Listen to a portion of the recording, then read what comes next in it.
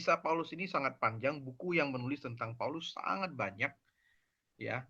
Nah, Paulus sendiri kan dia memang penulis sebentar di Alkitab kita dia menuliskan 13 kitab. Eh, Roma 1-2 Korintus, ya. Galatia, Efesus, Filipi, Kolose, 1-2 Tesalonika, 1-2 Timotius, Titus, Filemon, dan nah, kalau sampai Filemon itu 13 kitab dari 27. Kitab Ibrani itu diperdebatkan, Bapak Ibu. Karena kalau secara pengetahuan memang sangat masuk sekali ke Paulus, tapi Bapak Ibu uh, apa namanya ya? Gayanya itu bukan gaya dia. Ya, makanya kenapa kitab ini diperdebatkan sampai sekarang. Tapi buat saya, Bapak Ibu tidak terlalu penting bagaimana. Yang penting kita tahu bahwa kitab Ibrani itu sangat luar biasa, ya, dan dia ada di dalam Alkitab kita, ya, itu firman Tuhan. Siapapun penulisnya, dia sudah sangat memberkati anak-anak Tuhan. Amin. Jadi kita tidak perlu meributkan bagaimana, ya. Nah, Bapak Ibu, jadi kita anggap pendapat umum saja di dunia ini, pendapat umum kita anggap Paulus menuliskan 13 buku, ya, 13 kitab. Bible atau Biblia itu sebenarnya uh, bukan sebuah nama dari buku kita, ya, tapi Bible itu artinya kumpulan kitab-kitab, ya. Kita tahu Perjanjian Lama 39, Perjanjian Baru 27, total 66, ya. Ini merupakan hal yang luar biasa, dan Paulus itu begitu luar biasa karena dia menulis 13 dari 27, berarti kan hampir separuh, ya.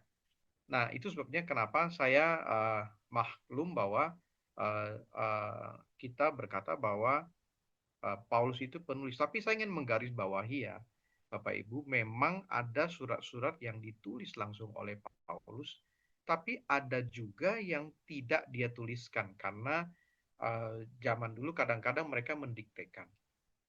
Ya, mereka hanya bercerita, mereka hanya ngomong, dan kadang-kadang ada penulis-penulis yang membantu mereka, seperti misalkan Lukas. Dokter Lukas itu teman seperjalanan daripada Paulus.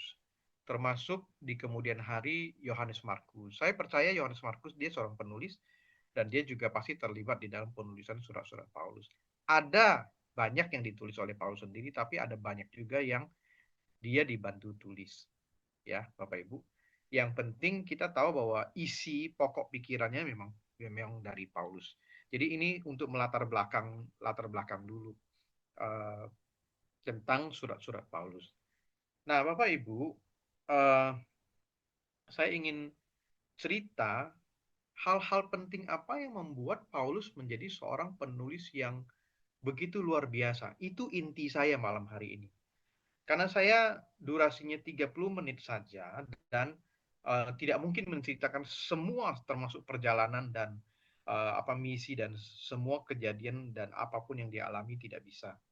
Ya, jadi saya akan fokus kenapa Paulus ini bisa menjadi seorang penulis yang dipakai Tuhan begitu luar biasa. Nah, slide ya tentang latar belakang. Nah, Paulus ini kita lihat dia lahir di kota Tarsus, ya, di Kilikia. Kilikia ini salah satu provinsi Kekaisaran Romawi. Nah, pada waktu itu ini eh saya lupa memasukkan petanya, ya. Cari-cari memang tidak ada yang cocok. Bapak Ibu, jadi kota Tarsus ini kalau kita tarik, kalau Bapak Ibu lihat peta Israel, itu kita tarik ke atas, ya. Sebelah kanan itu ada Damaskus, Lebanon yang hari ini sedang perang. Nah, kota Tarsus itu agak belok ke kiri sedikit. Nah, di atas ini kan Turki, ya, negara Turki hari ini. Terus sebelah kanan dikit itu negara Suriah. Jadi Tarsus ini di atas sedikit ke kiri, dikit. Jadi dia kayak agak dibelokkan di tikungan situ. Sedikit sebelumnya sebelah kanan sedikit. Nah, itu kota Tarsus ini kota internasional. Dia ini kayak apa ya? Kayak Singapura hari ini. Jadi kota segala bangsa, ya. Jadi ini kota yang sangat luar biasa. Dia terkenal sekolah sastra dan filsafatnya sangat luar biasa. Bahkan dikatakan bahwa filsafat di kota Tarsus ini begitu luar biasa sehingga melebihi kota Athena di Yunani dan kota Alexandria. Itu kota paling maju di Mesir zaman dulu. Jadi itu kehebatan Tarsus. Jadi ini kota yang maju loh. Ini kota dagang. Saya ingin berikan gambaran dulu tentang Tarsus. Kenapa? Karena ini kota kelahiran, ini kampung halamannya Paulus. Jadi kota internasional ini pun mempengaruhi dia, ya. Dan kenapa ini penting? Saya ingin kedua dulu. Jadi Paulus ini lahir, dia keturunan Yahudi diaspora. Apa maksudnya Yahudi diaspora, Bapak Ibu? Yahudi diaspora ini adalah Yahudi yang tersebar ke seluruh dunia pada waktu itu karena kan Israel ini kan dijajah. Israel ini kan perang terus. Nah, ada satu masa kita tahu bahwa mereka tersebar, dibuang ke arah Babel dan kemana-mana. Dan banyak juga yang bukan karena buangan, tapi mereka pindah. Mereka melarikan diri. Ya, jadi orang Yahudi zaman dulu itu ya ada di mana-mana dan mereka memang terkenal dagang, ya. Dan memang itu keahlian mereka. Mereka pintar, mereka pokoknya soal masalah uang mereka bikin bank, mereka rentenir, mereka orang pajak dan sebagainya. Pokoknya Yahudi ini terkenal paling pintar lah. Nah, ini Yahudi diaspora. Nah, Paulus ini udah nggak tahu keturunan keberapa, ya. Halo? Paulus ini nggak tahu keturunan keberapa dari nenek moyangnya dia. Tapi yang pasti dia keturunan suku Benyamin, ya. Nah, ini penting untuk kita tahu dulu. Dan eh, apa namanya? Mereka memang sudah lama di kota Tarsus ini.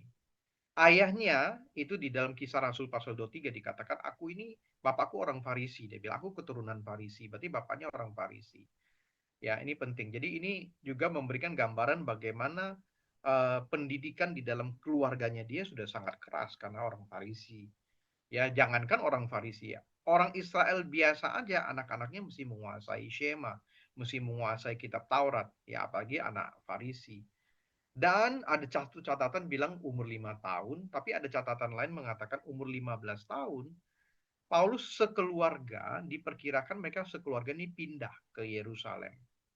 Ya, ada catatan tentang waktu dia ditangkap di penjara, terus dia ada ponakannya, anak kakaknya. Nah, berarti kan apa namanya menurut ya inilah catatan-catatan sejarah mereka saling mencocok-cocokkan.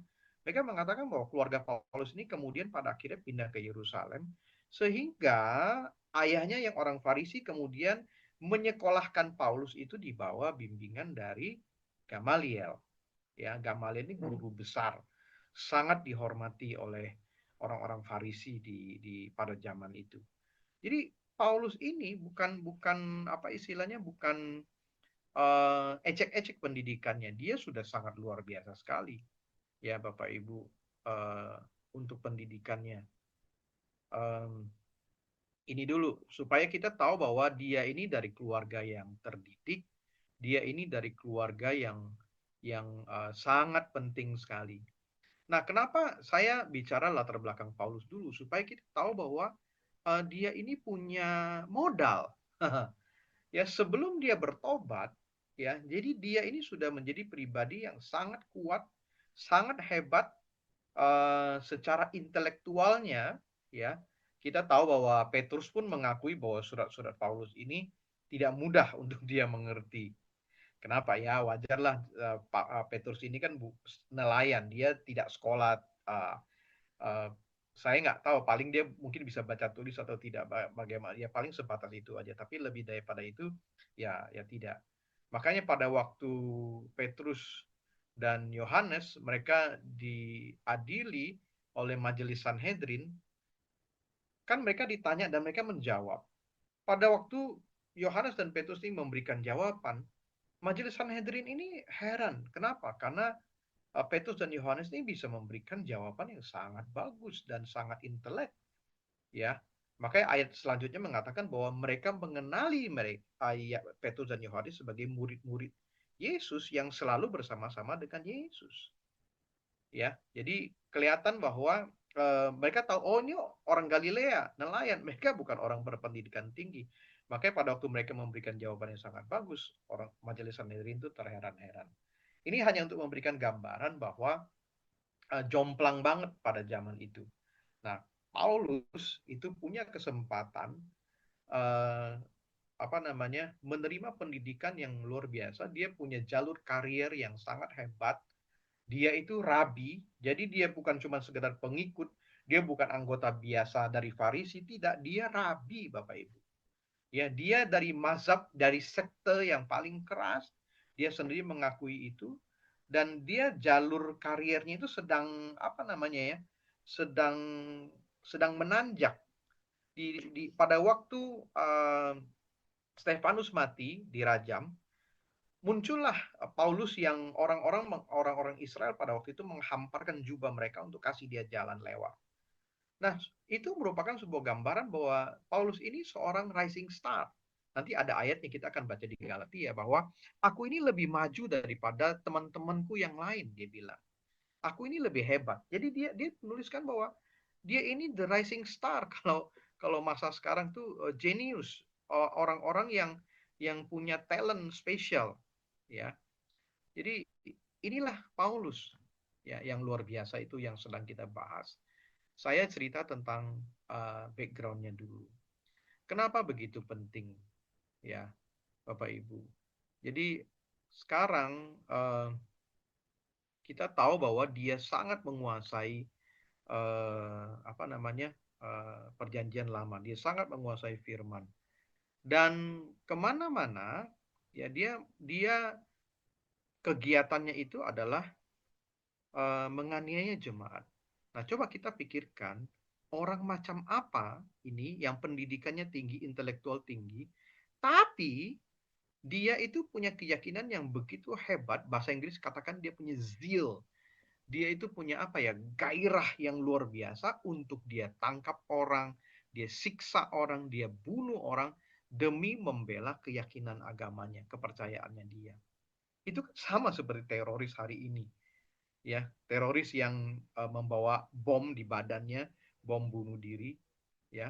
Dan Paulus ini orang yang begitu zealnya, passionnya, gairahnya begitu luar biasa, bahkan bisa dikatakan dia, saya nggak tahu ya, waktu Gamaliel satu kali pernah tercatat waktu majelis Sanhedrin itu meributkan tentang rasul-rasul yang sedang menyebarkan Injil di Yerusalem. Gamaliel berkata kan begini, saya nggak tahu soal kalian, tapi saya pikir nggak usah terlalu diributkan. Gerakan ini kalau memang dari Tuhan, kita nggak bisa tahan. Tapi kalau gerakan Injil ini yang menceritakan tentang Yesus dari Nazaret ini, kalau bukan dari Tuhan, pasti nanti lama-lama akan hilang juga. Kita wait and see aja. Jadi jawaban Gamaliel ini ngambang, Bapak Ibu. Ya. Nah, menurut uh, apa yang saya pelajari, ini apa ya? Di satu sisi Gamaliel itu menunjukkan kebijakannya dia, dan dia itu kayak apa ya? Orang yang wait and see, yang ngambang, yang dia mau lihat situasi dulu, ya. Dia guru besar, dia lebih bijak. Tapi Paulus itu nggak begitu. Pokoknya gue berani mati dan gue berani mematikan orang. Itu Paulus. Gue berani bunuh, pokoknya menghancurkan gereja Tuhan ini. Pokoknya ini ajaran sesat semuanya. Dia hantam aja. Kenapa? Darah muda, Bapak Ibu. Ya, jadi dia itu nekat, dia itu kejam. Kenapa? Karena dia punya keyakinan yang sangat kuat tentang apa yang dia percayai pada saat itu, ya tentang hukum Taurat dan bahwa apa yang dia ikuti itu, yang dia yakini itu yang paling benar. Di luar itu semuanya kafir, semuanya itu sesat, semuanya itu akan binasa. Ya, makanya dia itu kita harus belajar bahwa itu hebatnya sebuah keyakinan. Jadi Paulus ini kayak udah dicuci otak. Dia itu kayak apa namanya? Saya sih nggak mengatakan cuci otak ya. Kadang-kadang cuci otak itu apa ya? eh orang yang nggak cukup intelek sehingga dia dipengaruhi dan iya-iya aja tanpa dia mengerti.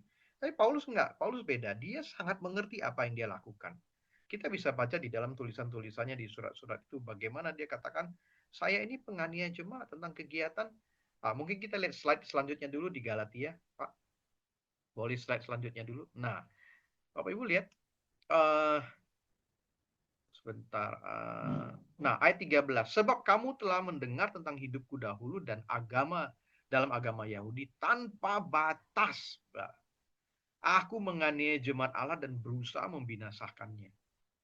Ya, lihat ini orang, dia mengakui bertahun-tahun kemudian dia mengakui ini loh saya tanpa batas loh. Ya, jadi waktu dia di perjalanan Damsyik itu, dia meminta surat kuasa supaya dia bisa dapat license to kill istilahnya, istilah terkenalnya. Jadi dia berusaha mendapatkan surat izin untuk menangkap, menyiksa, membunuh supaya dia bisa membinasakan gerakan Kristen ini. Itu dia. Tanpa batas aku menganiaya jemaat Allah dan berusaha membinasakannya. Tanpa batas. Jadi saya sedang memberikan gambaran tentang orang yang begitu kejam, dia punya keyakinan yang begitu kuat, disokong oleh kuasa pada waktu itu yang mengizinkan dia untuk melakukan apa saja tanpa batas. Ini Paulus. Ya, ini orangnya. Ya, ngeri nih orang. Ya, ini orang ngeri. Ya. Jadi eh, perhatikan di dalam agama Yahudi, aku jauh lebih maju, dia katakan. Ya, daripada banyak teman yang sebangsa dengan aku di antara bangsaku sebagai orang yang sangat rajin memelihara adat istiadat nenek moyang. Ini kita sedang lihat tentang Paulus. Ya, ini latar belakang dia. Ini keyakinan dia. Ya, jadi sekali lagi semenjak kecil dia sudah dididik, apalagi bapaknya. Ya, saya punya beberapa cerita tentang orang-orang Farisi yang sampai hari ini, ya, bahkan ada teman saya mengatakan, kamu pernah lihat video itu nggak, katanya. Ya, tentang Benyamin Netanyahu, tentang orang-orang Farisi masa kini. Kenapa mereka, kita lihat di dalam perang-perang seperti perang Gaza, perang dengan Hizbullah dan sebagainya. Eh, Begitu kejam, ya, begitu sadis sampai hari ini kita lihat. Ya, itulah orang-orang Israel dengan keyakinan mereka. Dan kita bisa lihat gambaran bahwa Paulus ya seperti begitu, Bapak Ibu. Ya, nah, sampai saat ini. Begitu dulu. Saudaraku, kenapa Paulus ini begitu? Kita sangat kagumi dan sangat hebat. Saudaraku, saya ingin memberikan dua kenyataan dulu kepada kita semua. Pada tahun 30 Masehi, itu kan Yesus disalibkan, mati, dikuburkan, bangkit, dan pada hari ketiga, dan kemudian selama 40 hari dia menunjukkan dirinya, menampakkan dirinya, sampai kemudian dia akan naik ke surga. Nah, Bapak Ibu, kita tahu ceritanya pada waktu Yesus akan naik ke surga, ada 120 orang yang berkumpul di setelah dia naik ke surga, dia bilang kalian doa di Yerusalem. Nah, di loteng Yerusalem itu ada 120 orang yang setia berkumpul berdoa bersama sampai turunnya Pentakosta. Roh Kudus dicurahkan pada hari Pentakosta, maksud saya. Jadi 120 orang yang setia. Tahun 30. Nah, itulah kira-kira jumlah orang yang percaya kepada Yesus, atau kita bisa katakan awal mula kekristenan dimulai di situ. Oke? Itu tahun 30. Saya berikan gambaran dulu supaya kita sama-sama tahu. Ya. Nah, sekarang coba perhatikan pada tahun 64. Saya berikan kenyataan kedua dulu.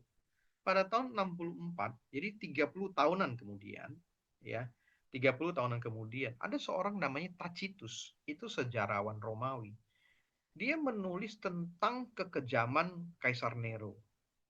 Ya, kita tahu bahwa pada tahun 60-an itu Nero membakar kota Roma, dan kemudian Nero itu dia pelakunya, tapi dia mengkambing hitamkan orang-orang Kristen sehingga orang-orang Kristen itu ditangkap, ya, kemudian disiksa, dijadikan gladiator, dimakan binatang, dibakar, jadi obor di malam hari. Itu orang-orang Kristen, itu siksaan Nero. Jadi pada waktu Kaisar Nero berkuasa, itu Injil, siapapun yang memberitakan Injil, orang-orang Kristen itu agama terlarang. Dan itu adalah kejahatan, itu kriminal. Nah, itulah yang dialami oleh Paulus nantinya, ya. Jadi pada tahun 64 Masehi itu, si Tacitus itu mencatat, memberikan laporan bahwa sangat banyak orang Kristen itu yang tewas. Oke? Bapak Ibu, kenapa saya berikan gambaran ini? Supaya kita ini supaya kita ini sadar.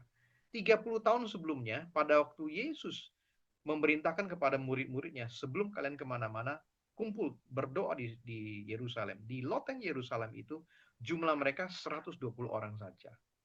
30 tahun kemudian, ya, begitu banyak orang Kristen tewas di kota Roma. Itu menyeberangi lautan, ya, menyeberangi benua. Jadi dalam tempo 30 tahun saja, kekristenan sudah menyebar kemana-mana, gereja sudah begitu banyak berdiri, ya. Dalam tempo 30 tahun, terjadi perkembangan luar biasa.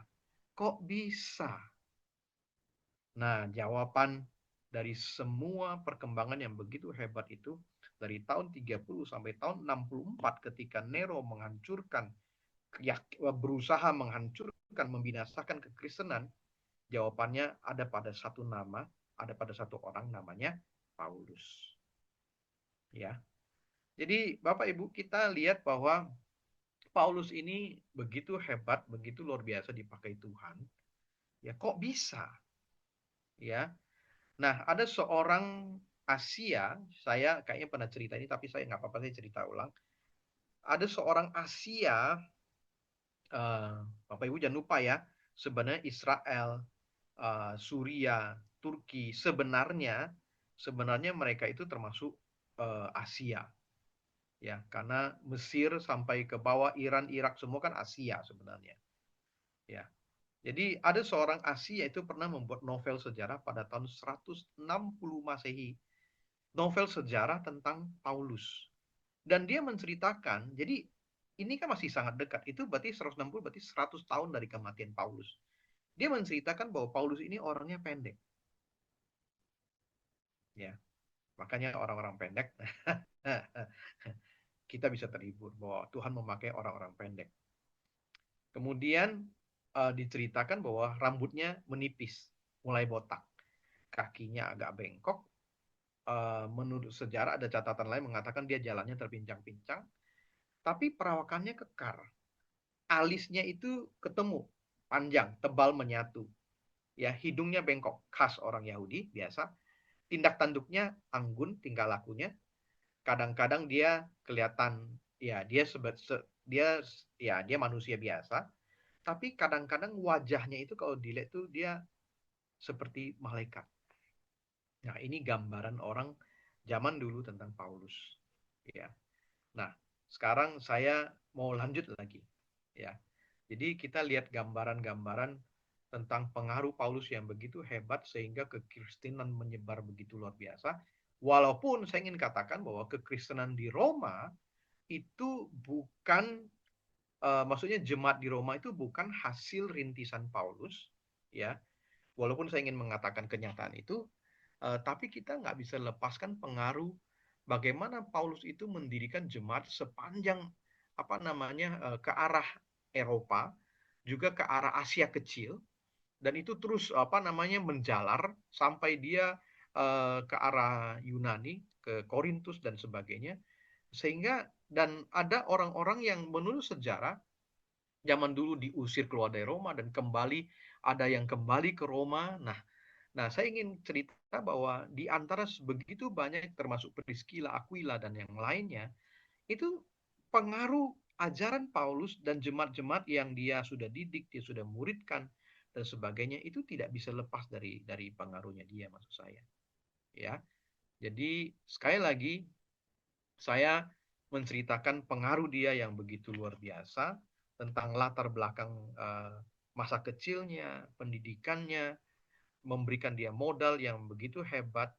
Nah, sekarang saya ingin masuk dulu kepada kisah pertobatannya dulu. Kenapa? Karena ini sangat penting. Ya, Eh, kita tahu ceritanya bahwa, oh sebentar, ini saya sudah mau habis.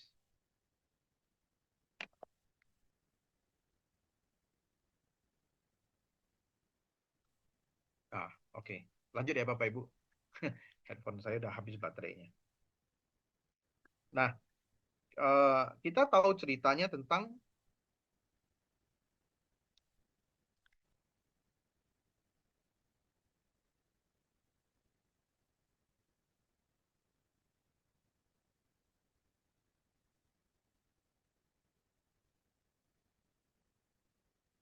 bentar, suara saya masih jelas, Pak? Pak Lewi?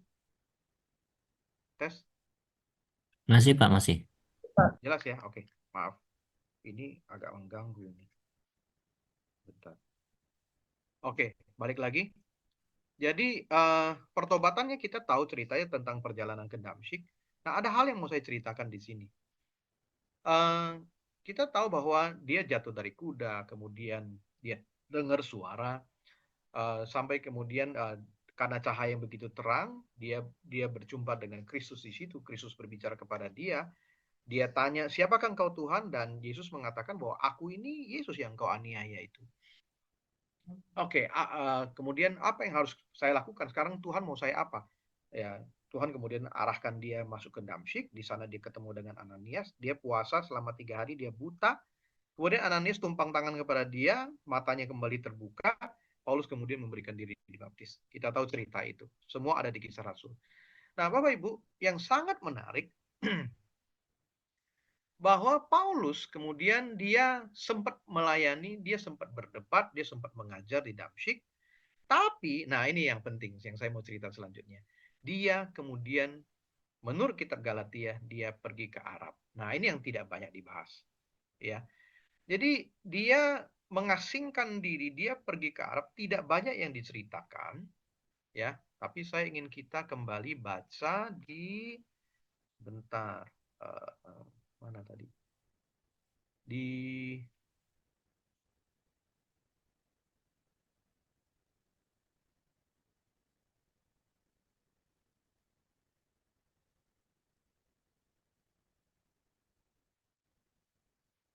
Di Galatia 1 ayat 11, tolong.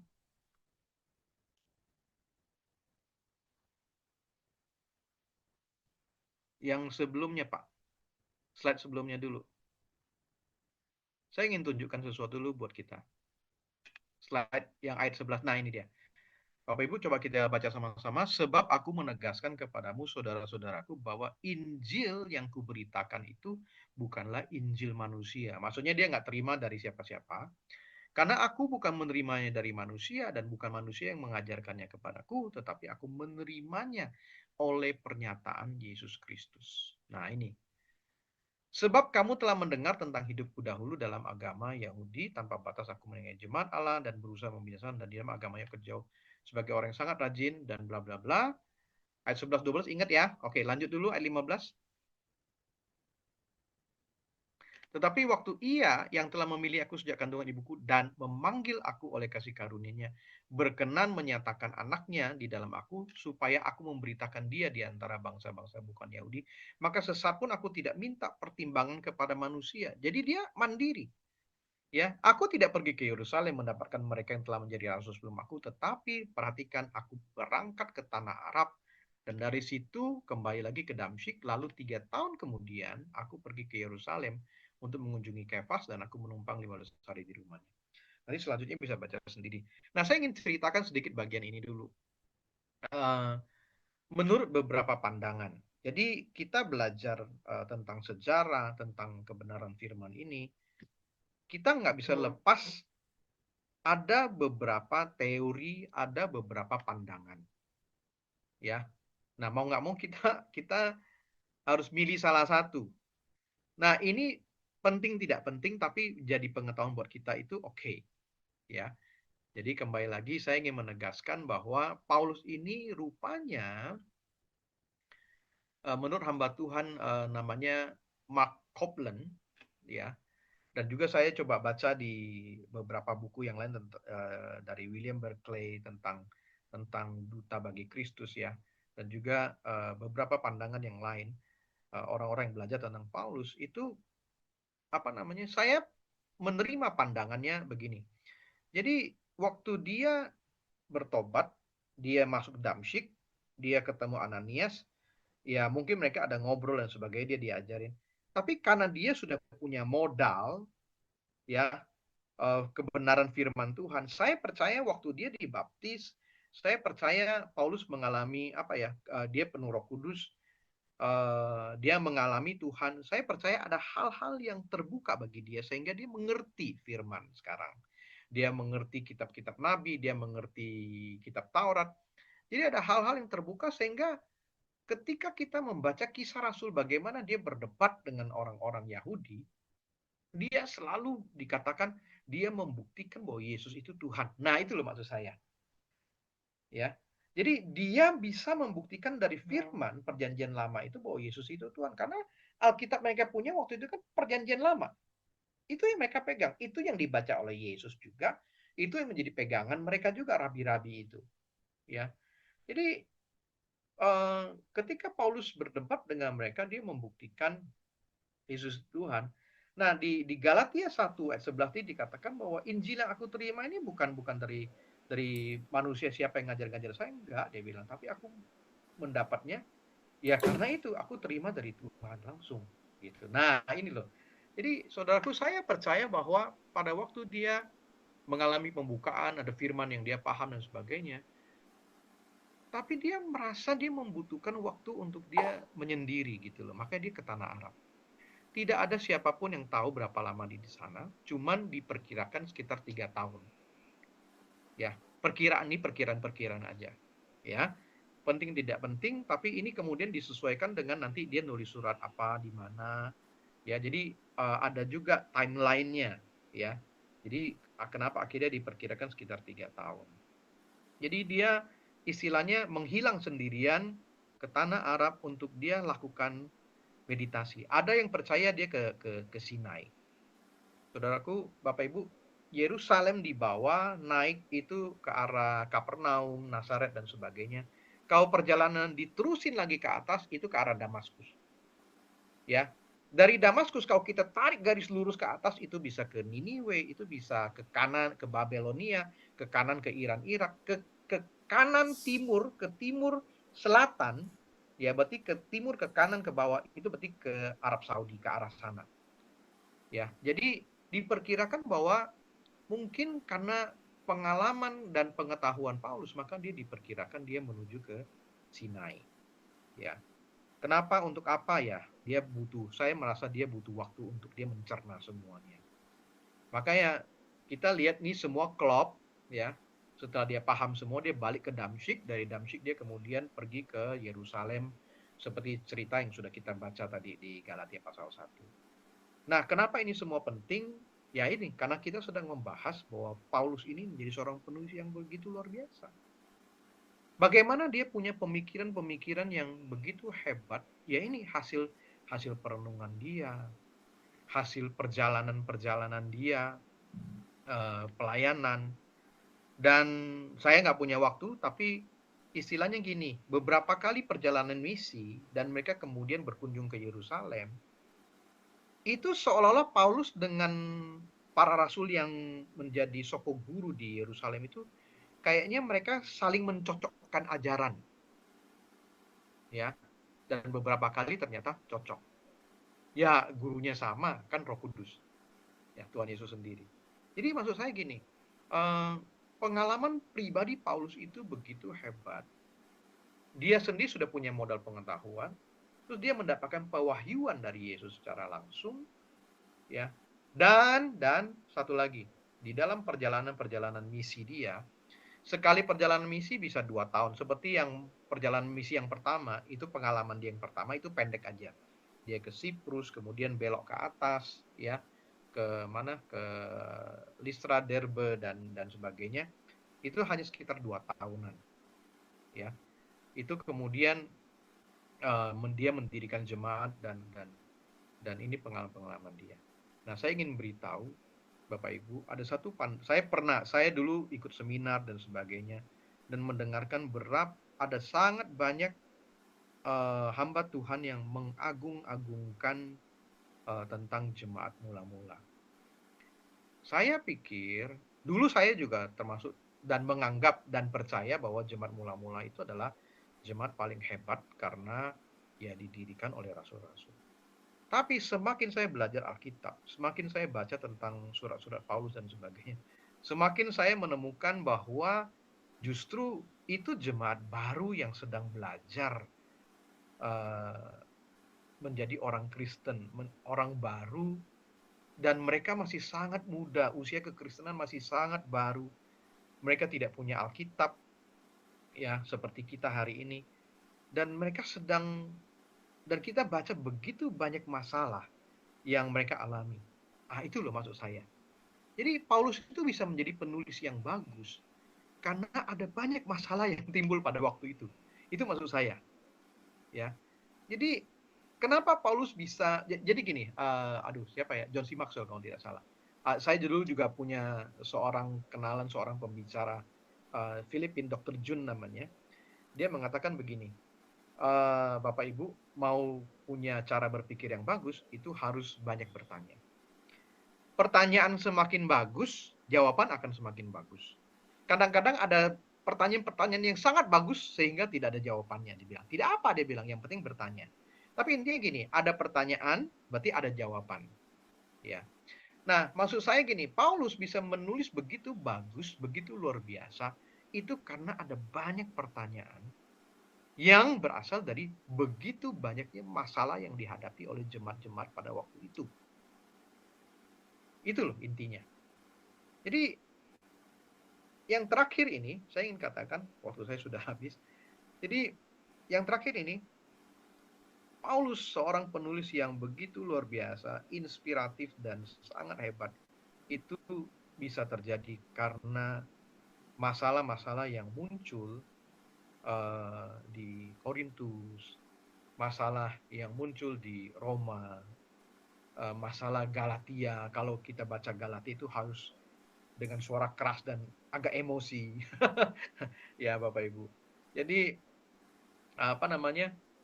Maksud saya dia terinspirasi dorongan dari hatinya, kerinduan yang besar, dan saya percaya itu juga inspirasi dari Roh Kudus. Sehingga dia bisa menuliskan surat-surat yang begitu luar biasa, berguna bagi kita hari ini. Ya, jadi sekali lagi saya ingin bawa kita untuk kita mengerti bahwa perjalanan pengalaman Paulus itu juga membuat dia istilahnya apa? On the job training, learning by doing. Jadi sambil dia praktek, sambil dia jalan, dia melihat kenyataan dan dia tahu persoalannya dan apa yang harus dia tuliskan keluar. Itu loh. Karena begitu banyaknya masalah dan persoalan yang dia hadapi di dalam pelayanannya dia. Ya, jadi terakhir, saudaraku, bentar, saya lihat catatan saya dulu. Saya pikir itu ada perjalanan misi dia 3 kali lakukan, ya, 1, 2, dan 3. Dan terakhir, menurut satu pandangan teolog, saya sudah baca beberapa tulisan yang menyatakan bahwa Paulus itu diadili 2 kali. Jadi pengadilan pertama itu Paulus lolos dan dibebaskan. Apa namanya? Setahu saya ini kayaknya belum Kaisar Nero. Nah, pengadilan yang kedua yang membuat akhirnya dia dipenggal itu karena memang Nero itu mencari gara-gara. Mencari gara-gara, dan setiap kegiatan atau aktivitas penginjilan itu adalah sebuah kejahatan, kriminal. Makanya Paulus, Petrus itu ditangkap. Dan memang mereka berdua ini disasar oleh Nero dan menganggap bahwa dua orang ini pimpinan orang-orang Kristen, sehingga dengan mereka ditangkap, Petrus disalibkan, Paulus dipenggal dengan harapan bahwa kekristenan itu akan meredup. Tapi kan ternyata tidak. Nah, Bapak Ibu, saya ingin tutup begini. Roma itu bukan jemaat yang didirikan oleh Paulus. Tapi Paulus menuliskan surat Roma, salah satu tulisannya dia yang sangat panjang dan sangat inspiratif sekali dan sangat dianggap beberapa hamba Tuhan itu surat yang paling bagus yang dia pernah tuliskan. Ya, karena itu sangat komplit, doktrinnya sangat luar biasa, punya keunikan yang sangat hebat. Tapi Roma itu, saya ingin cerita tutup dengan Roma, kenapa? Karena ternyata setelah saya perhatikan dan saya dengarkan, saya baca dan sebagainya, saya pelajari, ternyata Paulus itu hanya dia ingin hadir, dia ingin ke kota Roma, dan dikatakan bahwa saya ingin memberkati kalian, itu satu. Dua, Roma itu akan jadi lompatan dia. Ya, untuk kemana? Untuk ke Spanyol. Jadi saya sedang ingin bercerita tentang Roma, kenapa? Karena saya ingin menceritakan tentang gairah dari Paulus untuk dia terus bergerak sampai dia rindu sekali untuk pergi ke Spanyol, yang pada waktu kalau kita lihat di peta, Spanyol itu kan sudah pinggiran dari Eropa. Ya, jadi mungkin pada waktu itu mereka anggap bahwa itu udah ujung dunia, mungkin ya, mungkin kan saya tidak tahu maksudnya.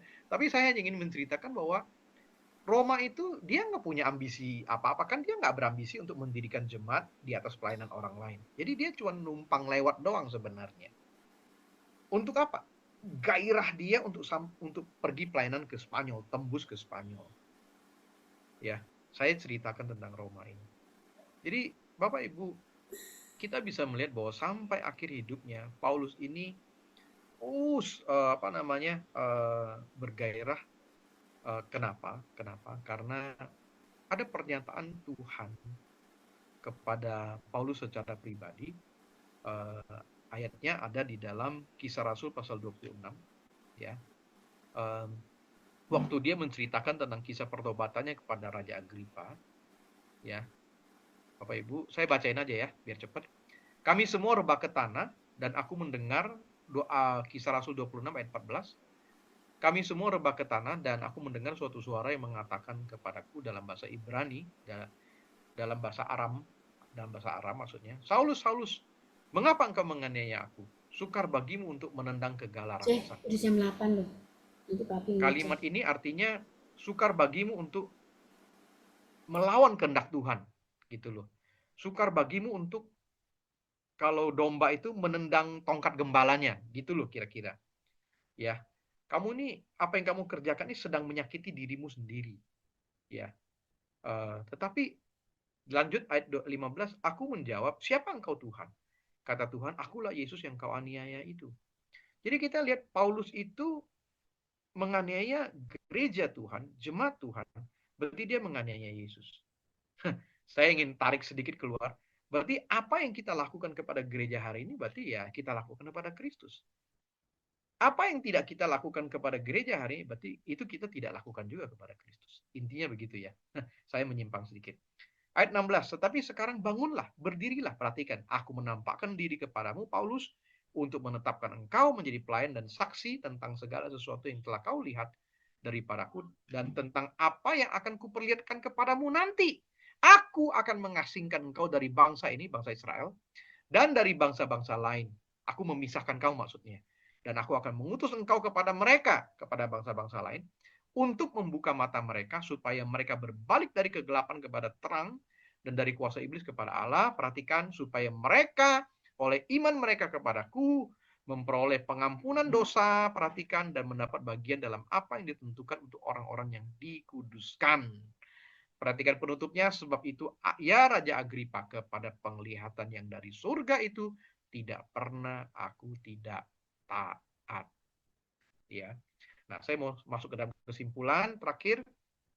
Ya, jadi Bapak Ibu, Paulus dan penulis-penulis surat yang lain, penulis-penulis Injil yang lain, saya percaya mereka tidak pernah bermimpi atau tidak pernah tahu bahwa surat yang mereka tulis ini akan kemudian dikanonkan jadi Alkitab dan dibaca oleh semua orang Kristen sepanjang zaman. Mereka nggak pernah tahu. Ya, saya hanya ingin mengatakan bahwa bentar, kesimpulan saya mana ya? Jadi pertama itu pernyataan Tuhan. Jadi Tuhan memang telah menetapkan dia untuk pergi kepada bangsa-bangsa lain, ya. Dan terhadap panggilan Tuhan itu Paulus tidak pernah tidak taat. Dan itu terus yang membuat dia mengalami berbagai pengalaman bersama dengan Tuhan. Dan ketika sambil dia mendirikan jemaat, dia menggembalakan mereka melalui surat-suratnya dan sebagainya. Itu sebabnya dia bisa menuliskan, ya, dengan segala inspirasi yang berasal dari berbagai masalah yang mereka terima ini. Dan terakhir, di dalam Filipi pasal 1, ya, dikatakan bahwa, yuk kita baca sama-sama, karena bagiku hidup adalah Kristus dan mati adalah keuntungan. Tetapi jika aku harus hidup di dunia ini, itu berarti bagiku bekerja memberi buah. Jadi mana yang harus kupilih? Aku tidak tahu. Ya, kerinduan Paulus itu selalu untuk terus memberitakan Kristus dan kerajaan Allah, membangun kerajaan sampai ke ujung bumi. Jadi dia rindu mengerjakan amanat agung itu sampai dia selesai hidupnya. Ya, dan kita lihat, padahal dia baru lepas, ya, dari pengadilan yang pertama itu, dia bebas, tapi dia nggak pusingkan dengan hidupnya tentang apapun. Dia hanya berpikir bahwa aku mau berangkat ke Spanyol melalui kota kamu. Ya, jadi kita bisa lihat Bapak Ibu dari kehidupan Paulus ini, dia seorang penulis yang luar biasa. Kenapa? Karena itu termasuk bagian dari gairah dia untuk dia terus meneruskan ajaran Tuhan melalui tulisan-tulisannya dia. Dan begitu banyak penjara yang dia harus masuki. Saya dulu sampai pada kesimpulan bahwa Tuhan sengaja memasukkan si Paulus ini ke dalam penjara supaya dia bisa berhenti bergerak, supaya dia bisa berhenti beraktivitas, dan dia punya waktu untuk diam dan kemudian menerima laporan-laporan dan kemudian membalas dengan surat-surat kepada jemaat-jemaat yang kita terima hari ini, 13 surat yang dia tuliskan itu. Jadi bahkan Tuhan pun kadang-kadang harus memasukkan Paulus ke dalam penjara. Kenapa? Karena gairah yang begitu besar dari dirinya untuk terus bergerak dan terus memberitakan Injil, terus mengajarkan dan seterusnya dan seterusnya. Kehidupannya begitu hebat, ya. Tapi saya percaya dia punya banyak kelemahan, dia punya banyak keterbatasan juga, tapi gairahnya itu yang kita pelajari hari ini, bahwa dia begitu rindu supaya jemaat Tuhan itu dibangun dan dipelihara melalui tulisan-tulisannya dia, teguran-teguran dia, koreksi-koreksi dia, dan selanjutnya. Saya pikir itu yang bisa saya sharingkan malam hari ini, Bapak Ibu. Kiranya memberkati kita semua. Ku sembah Engkau Yesus, hanya